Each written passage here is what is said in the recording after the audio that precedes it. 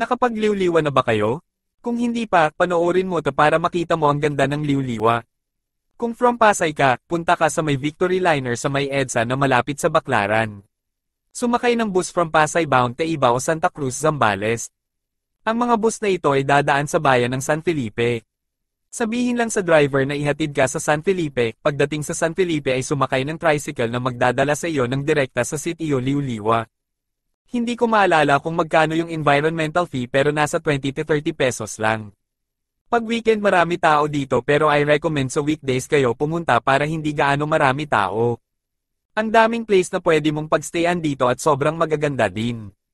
Naglalaro yung price from 7,000 to 9,000 pesos lang. Ang napili namin na pagstayan is Rucaliwa.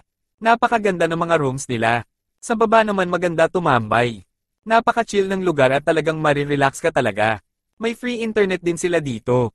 Pwede ka din mag-order ng food sa kanila. Napaka-friendly din ng mga staff nila. Yung common yung comfort nila pero napakaganda at sobrang malawak. Highly recommended talaga. Yung beach dito is napakaganda dahil napakapino nung buhangin. Ang sarap tumambay dito habang nagkakape. Malakas din signal dito sa may beach.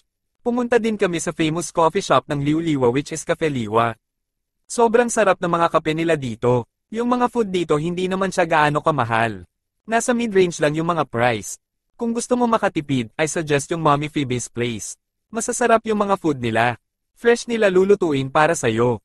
Medyo busy lang dito kasi marami kumakain dito kasi nga hindi gaano kamahal at masarap pa. Kung fan ka naman ng mga top silog, I recommend yung Villa Santos Canteen. Napakamura lang nung mga pagkain nila at masarap which is around 150 pesos lang. The best part na na-enjoy ko dito sa Liwliwa is yung tumambay sa beach habang papalubog yung araw. Yung tipong ang sarap pakinggan yung mga alon at yung simoy ng hangin. If may mga tanong ka let me know sa comment section at try ko sagutin. Salamat!